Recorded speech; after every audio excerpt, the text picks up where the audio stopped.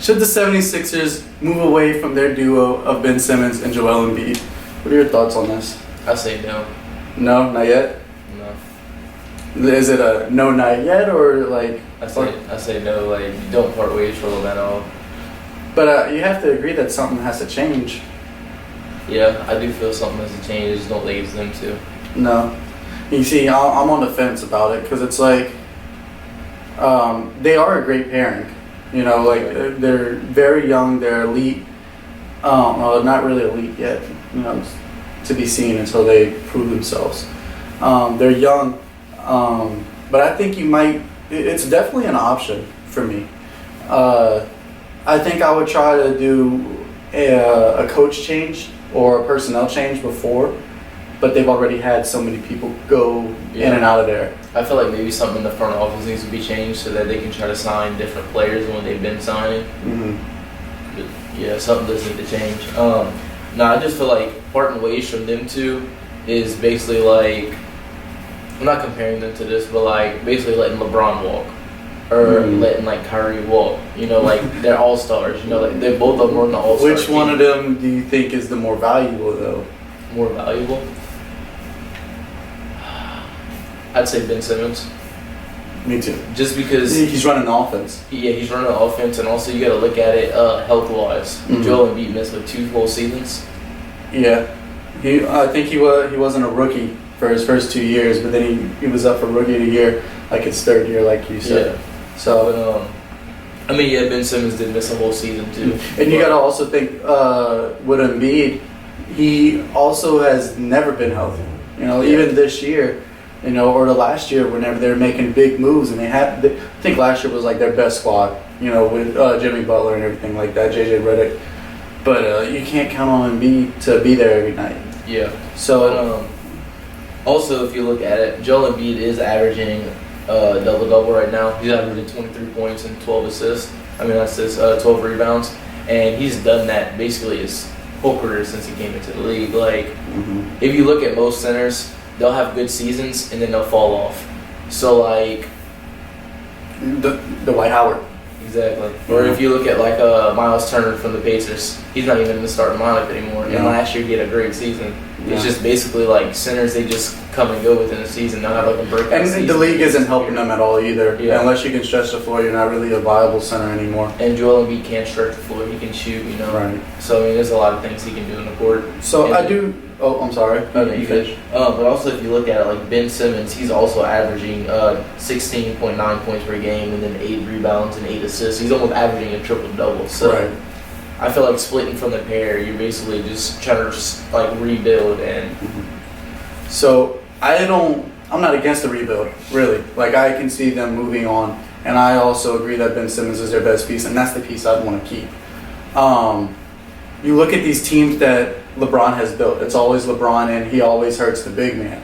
And Philly's like the opposite, where the big man's thriving, and the wing player isn't. But I think I think Joel Embiid has peaked, and I don't think Ben Simmons has, and I think he's wasting his time, or he's wasting his peak there. Like, I don't want this to be all Ben Simmons ever turns out to be. He's very young, so he hasn't even hit his prime yet, and he's almost averaging a triple-double with 16 points. But I think if they can move Joel and find a center that can stretch like a Kevin Love, I think would be a good fit in like a small ballish lineup if Kevin Love can stay healthy.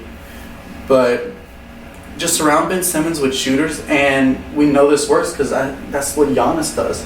I think that if you put the right pieces around Ben Simmons, that he could be a triple-double threat, lesser Giannis.